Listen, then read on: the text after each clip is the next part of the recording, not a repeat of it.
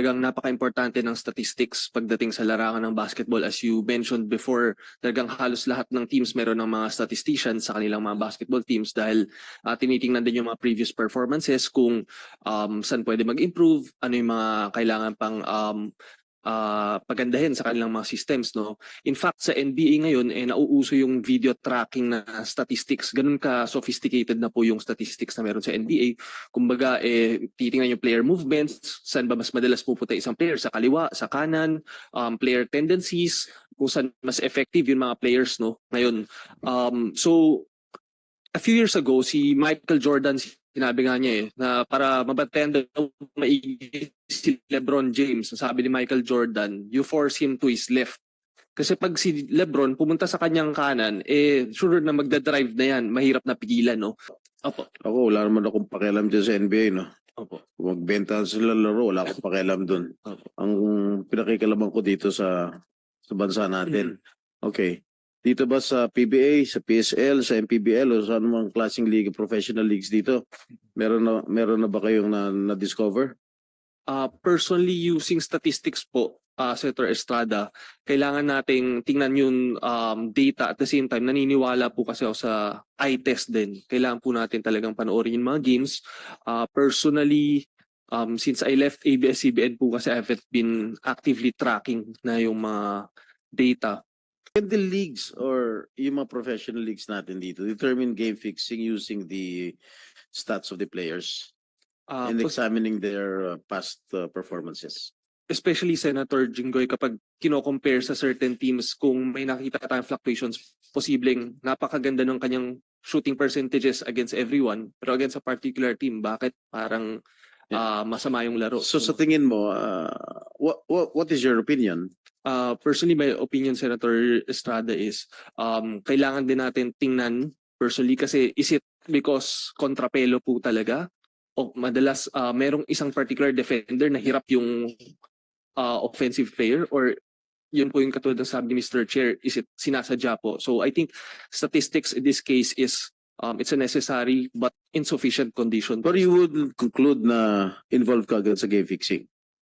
For me, dyan po pumapasok yung importance ng eye test. Kailangan po talaga, beyond the box score, beyond the statistics, kailangan po talagang panoorin para po ma-derive natin. So there were several instances. Nagkaroon din ako ng player pagdating ng quarterfinal, ng eliminations hanggang quarterfinals, hanggang semifinals. Galing. Laging highest pointer. Pero pagdating ng championship, 0. What is your take about it? Senator Estrada, I would think na there are a lot of possibilities. Number one, posibleng yung game plan ng opposing coaches nakatutok sa kanya dahil alam na siya yung gumagawa, siya yung superstar. So may mga game plan na... Pero 0? Pati foul throw, 0? Yun po yung mahirap na, pati free throw. Yun po yung mahirap. Kaya tinanggal ko eh. Opo, especially, Senator, if napakaganda ng shooting percentage sa free throw, kasi free throw eh. Natatawa si Commissioner Duremdes.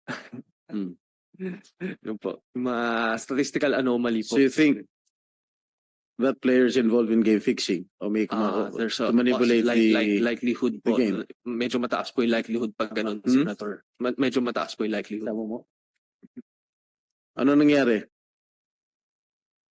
Well, yun nga po, Mr. Chair, during the... Nung second half, di kita na laban, correct? Bali po, nung first half po, ang dikit po, Mr. First half, Chair. yes, first half, I'm sorry. Apo. Ano, Bali, nung during the third quarter, Mr. Chair, yung for me, no, na naging magandang adjustment na ginawa nyo, naging madikit yung depensa, and at the same time, Mr. Chair, wala ako adjustment ginawa dahil ako yung coach.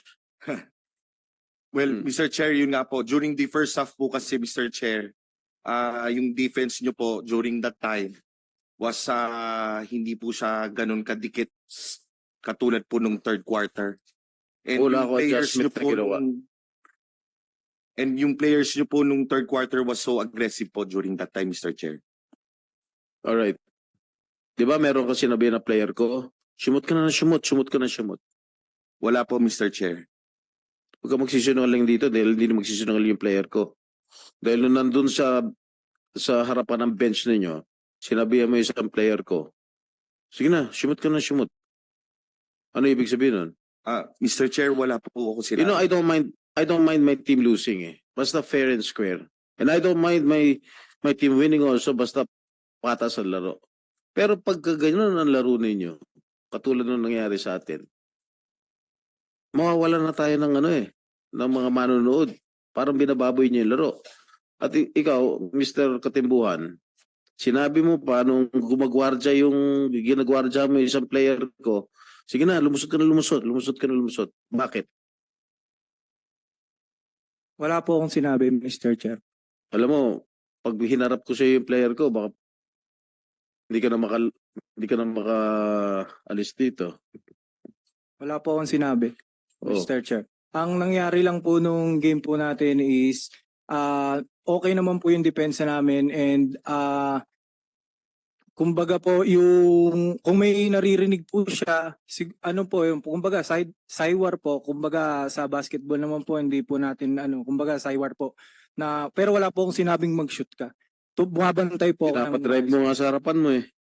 No po, Your Chair, dumidepensa po ako. And yung may mga game plans po kami, Your Chair, na doon po kami nag-i-stick. Kasi po, based on scouting po namin, Your Chair, yung team nyo po ng San Juan is po talaga, deadly po talaga siya sa labas.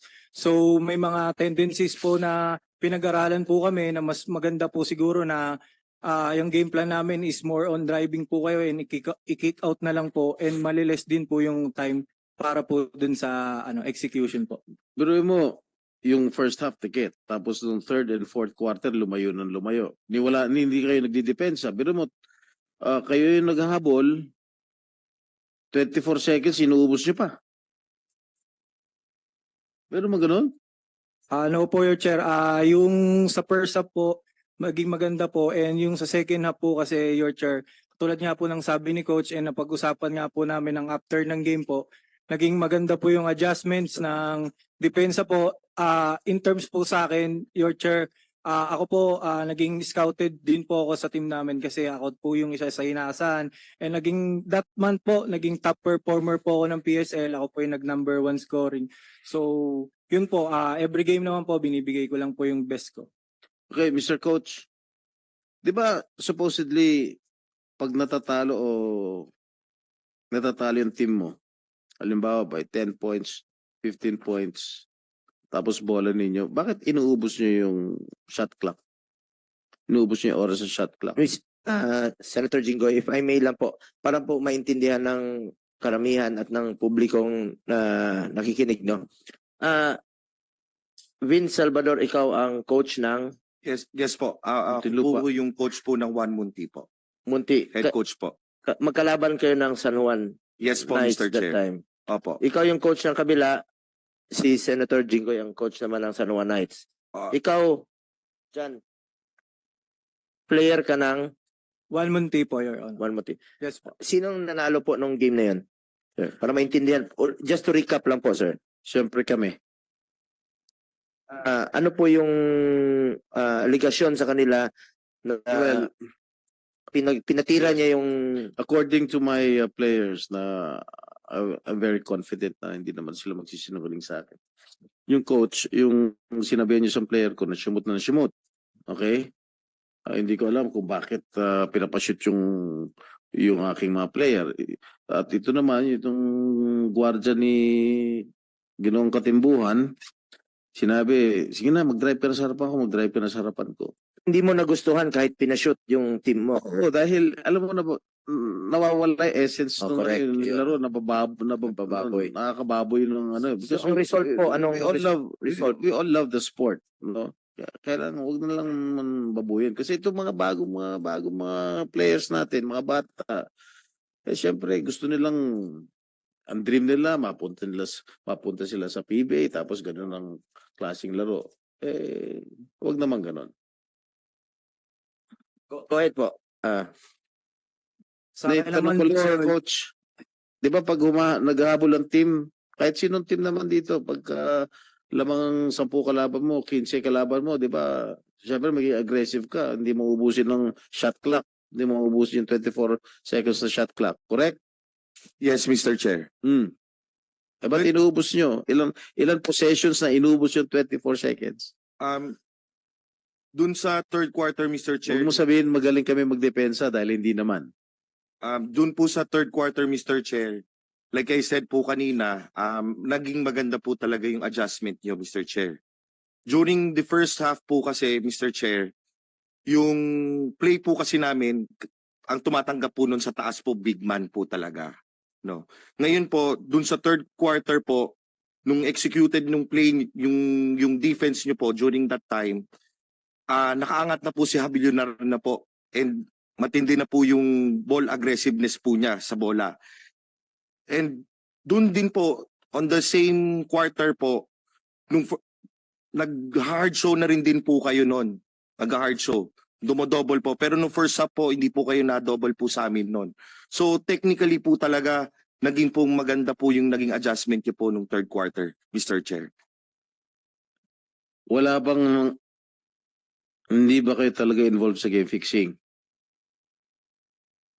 No po, Mr. Chair. Ha? No po, Mr. Chair. Ano? Opo, Mr. Chair. Hindi. Pati sa mga over-under. Yes po, Mr. Chair. Ilang beses, ano standing ninyo? Before we end po the conference po, 11-8 po kami. Nakapasok kayo sa semis? Yes po, Mr. Chair. We are top 8 po right now po. You are Top 8 po. top 8. Yes po. So sino mga kalaban ninyo? Bali po, makakalaban po namin is Binyan po. Binyan. Opo, Mr. Chair. Kailan? Sa Saturday po, Mr. Chair. Number 1 team. Yes So po. ano standing nyo? Number 8? Ngayon? Yes po, Mr. Chair. So when was your last game?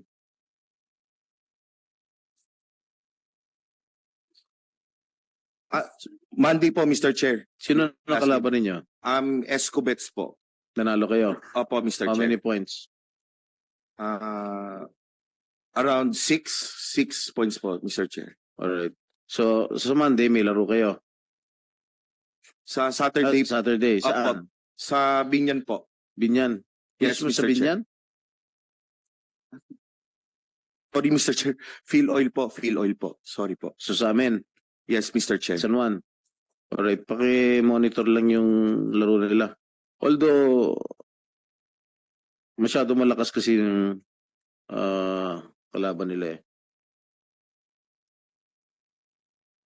Kung hindi kayo na-involve sa game fixing, wala bang lumalapit sa inyo para sumali o mag-participate sa game fixing? Wala po, Mr. Chair. Sa mga players mo, wala bang mga nakakausap? Wala din po, Mr. Paano ka Chair. nakakasiguro? Nakakausap ko din po yung mga players ko po, Mr. Chair. Kayo ba talagang pagdating ng game, kada game, laban? O minsan sinasabi niyo, huwag tayo manalo rito kasi ganyan-ganyan. No, Mr. Chair. Palagi po kami, our intention is to win po talaga po, Mr. Chair. Sige. Alright. Several players who were tagged or suspected of participating in game fixing. And there are at least, how many? 20? 47? 47 players that are suspected in participating in game fixing. And I've seen in social media posts that some of the players here are included in the next MPBL season. Why is that so? Good morning, Mr. Chair, Senator Bongo and Senator Bato and Senator Jinggoy. Yung 47 list namin, they were given the chance to make an appeal to letter and some out of 47, parang 27, 17 lang po nag-appeal formally to us. So yung iba, pinasent namin sa committee and then tingnan namin yung appeal nila. pinresent namin sa founder namin, and then some were being approved by the committee na makabalik po sa season na to. Kasi itong mga yung sinabit niyo ng listahan, the list that you submitted before this committee, meron red card. Meron pa ba ibang kulay? Yellow. Yung mas mababaw yung yellow, no? Yes po, Ito Senator. red card na. So ibig sabihin, matindi itong participation dito sa game fixing. Kung naka-red card na. What is the difference between yellow card and red card? First, Your Honor, meron po kaming integrity service provider, which is a sports radar. Yan pong one of the basis namin kung yung certain game or yung team na yun ay merong game manipulation for that day, for that game itself. And then saka namin umpisan yung investigation, and mabibigyan po sila ng yellow card, serve as a warning and final warning kung the next game or the following games na meron sila. And yun ang nababanggit na natin kanina, yung eye test. Nakikita talaga minsan sa game yun, most of the time. For example, yung player in-award ng 2 free throws. Ito wala tong depensa eh. 2 free throws and na-miss niya pareho, pero nagka-violation yung second free throw, bibigyan pa siya ng pangatlo, and the third time air ball. So bihira ata yan. So yun yung mga nakikita natin minsan. So bi-issue na namin ng red card po yun. Nung inisyohan nyo, ito mga 47 players na tumaan sa yellow card to? Yes po yun. So may warning na. May warning na po. So na-determine nyo na umulit ito kaya may red card. Tama ba? Yes po. Alright. 17 players have already appealed. What was the result of the appeal? Did you consider them to play again sa next season? Ang iba kasi, Your Honor,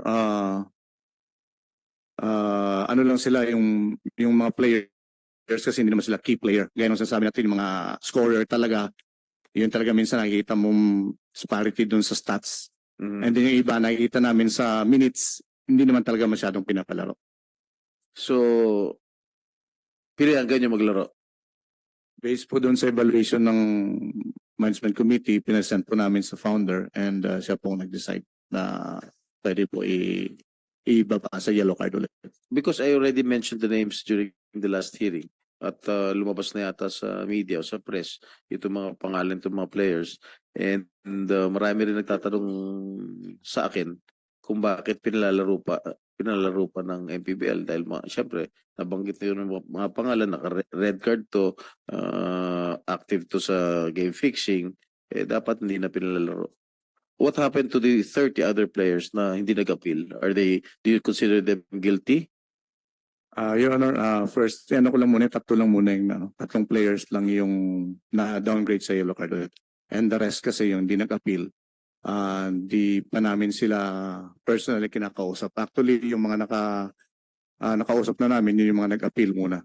So, ito naman yung mga remaining na naka-red card, under investigation pa po sila. Itong katimbuhan, Bacolod ka ba dati? O, nandito rin pangalan nito. Nag-appeal ka? Yes po, Your Honor. Oh, what happened to the appeal? Ito, sandali ha. Alam mo, kanina inaakusahan na kita ng tawag dito, isang player ko na sinasabihan mo na dumrive sa harapon mo, tapos ngayon, nandito pala yung pangalan mo. Bakit nasa red card to, Commissioner? Your Honor, kasi may mga games talaga na consistently based doon sa report ng integrity service provider na Source Radar, involved lagi yung team nila. And then sila, pag meron kong mga certain na may mga game manipulations, binibigyan na lang kami ng report. And then usually talaga lumalabas yung mga teams na gano'n na karamihan consistently na meron gano'n. So, what happened? Sila po naglalaro po doon. What happened to his appeal? I think po, denied po. As of now, Denied. denied po. So he cannot play They cannot play. sa MPBL. Yes po. Tama ba yan? Ano? Your Honor, ang sagot lang po ng MPBL po sa appeal ko po is na-receive po nila, and wala pa po kung na-receive po ulit na letter from sa kanila na kung ano pong nangyari. Yun po. Thank you po. Ito, mismo na yung commissioner nagsasabi na you are not eligible to play anymore sa next season. Opo. Your Honor, thank you po sa pag-invite din po dito na kasi po ako, I want to clear my name po. Actually po, nakaka-stress po and syempre po sa family namin super affected. And syempre po yung basketball, mula po nung bata po ako, ito na po yung gusto ko eh. Tsaka pinangarap ko, tsaka bata pa po ako, gusto ko po maraming marating. And yun nga po na syempre yung basketball po, ito yung unang sinusuporta ko po sa anak ko at sa family ko po. So hindi ko po kayang gawin yung mga allegations po na ganyan na mga ina-accuse po sa akin or sa yung sa ibang players. Sa akin naman po, gusto ko lang po liwanagin po talaga na hindi po ako involved dyan na naglalaro lang po ako para po talaga sa family ko and as a player po, ginagawa ko lang po yung trabaho ko sa loob ng court kung ano pong game plan, kung ano po yung decision ng coaches. So, sa akin, nandito ako para hindi ako mahiya. Gusto ko talaga po i-clear yung name ko and gusto ko po maglaro. Yun, kumbaga po, gusto ko po talaga maglaro kasi po katulad nito po sa PSL. Sa PSL po, nagka-issue po yung team namin. So, hindi po ako nahihiyang humarap po or what. Umarap po ako dito para to clear and ano po, pinatunayan ko po sa PSL na kaya ko po and to prove myself talaga na hindi po ako involved dyan, na masaya ako sa PSL, na bigyan po kami ng chance and second chance po na makalaro and ma-showcase ko po yung talent ko po na nag-number 1 scoring nga po ako ngayon this PSL. So, ayun po yung, kumbaga, ayun po yung lakas ng loob ko po para umarap po sa mga ganito. Yun lang po, Your Chair. Maraming salamat po, pasensya na po. Alright. Sa mga nabanggit ko mga pangalan, yung 47 names na binigay sa akin ng MPBL, meron bang mga kasama rin dito sa Juan Monte? Yes po, Your Chair. Sino? Si Harold Alboreda po and Excuse me, sino? Harold Alboreda po. And Andyan, Arboleda. Did you appeal? Did you appeal? What happened to the appeal? Nag-appeal? Nag-appeal po sila, pero denied pa rin po sila. Denied. Bali po nangyari po nun, dati po kasi parang nasa 140 po kami, parang ganun pinatawag po kami. So, ang sabi lang po sa amin, mag-appeal lang po kami. Nag-appeal naman po ako, tapos nung pa-start na po kami ng Bacolod, parang 3 games lang po ako.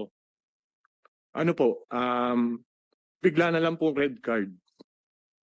Hindi, dada ka muna sa yellow card bago ka. Opo, meron na po ako yellow card. Tapos maglalaro na po ako nakapag-appeal na po ako noon. Tapos okay, akala ko okay na po. Tapos nakalaro lang po ako ng 3 games, 3 to 4 games. Tapos po na red card na po ako. Na red card ka na. Yes po. Baka meron ka talaga kalokohan ginagawa. Wala po, Senator. Wala po. Saka ba bago ka nag-MPBL, saka naglalaro? PBA po. PBA? Opo. Ex-pro ka? Yes po. Anong team? NLEX po. NLEX, ba't ka tinanggal? Bali po, loaded din po. Tapos, Ano? loaded po yung Marami team. kang kapwesto. Opo. Tsaka po, nagpalit din po ng coach. Bali po nag-tryout kami kay Coach Eng, parang hindi na po ako nakuha. Ilan taon ka nanatili sa PBA? 2 years po. 2 years. Opo. Alright. Sino pa yung mga ibang players na kasama dito sa listahan? Sino? Rusey Koga po. Nandyan? Opo. Ano pangalan? Rusey Koga po. Jose Koga. Yes po. Bacolod. Opo. Oh. Nag-appeal? Nag-appeal ka?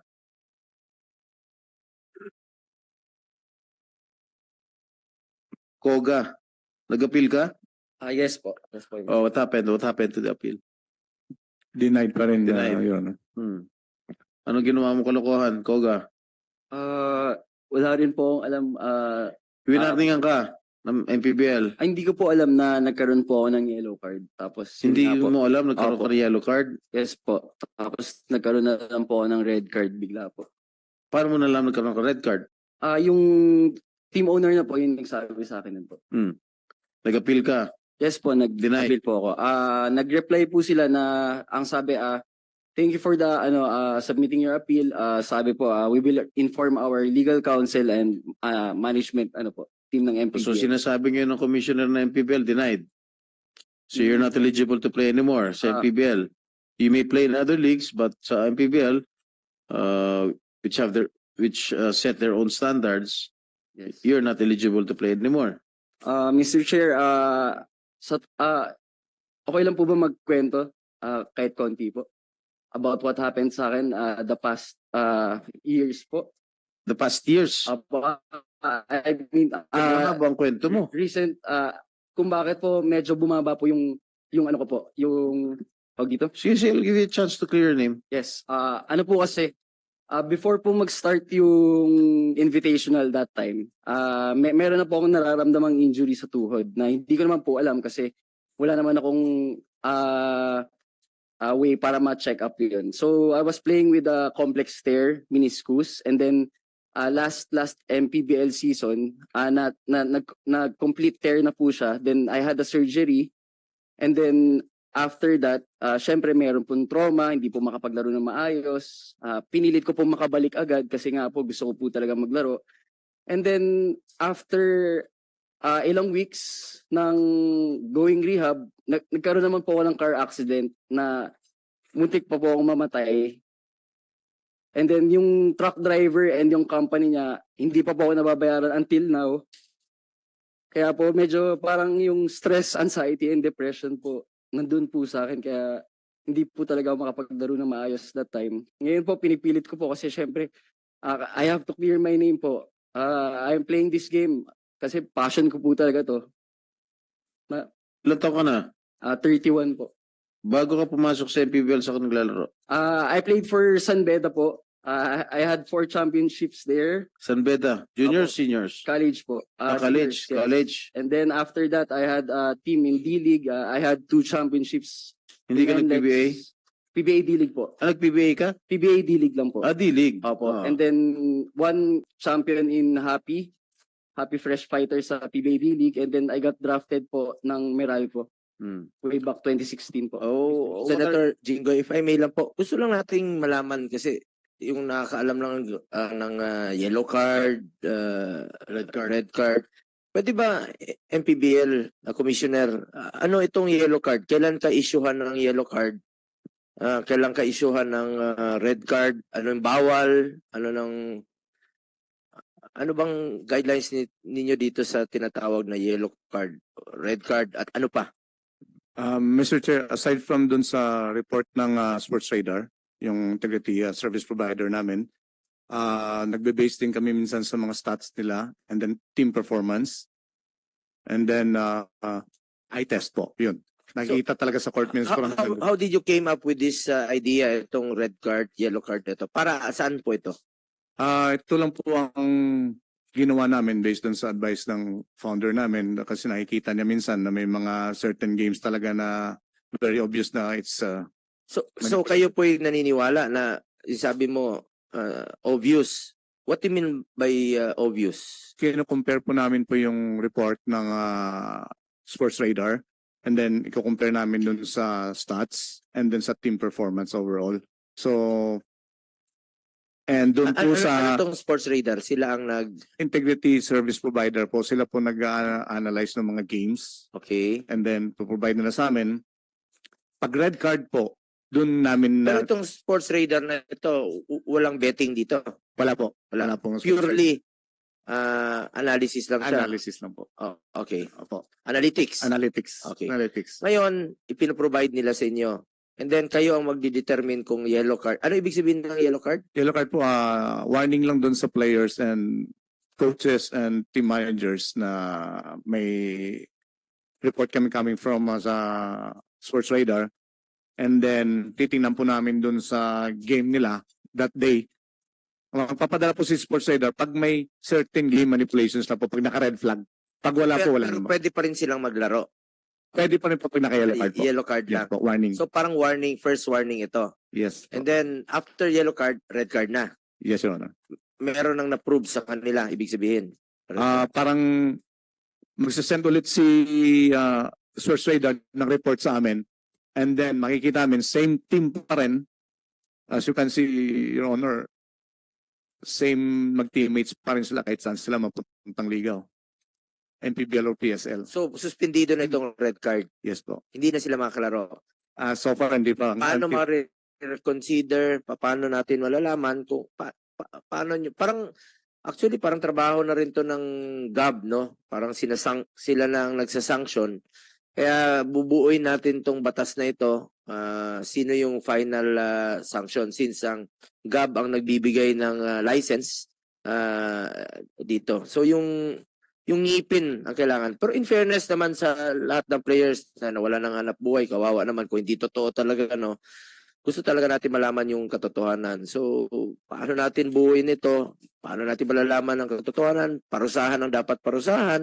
At yung wala namang kinalaman talaga, malas lang talaga, o may problema lang nung panahong yon, ay bigyan ho natin ng tsansa. Let's be fair to everybody. So, red card, suspendido. Yes po. Until when? Until yung ina-ask lang ng aming founder sa kanila, Senator,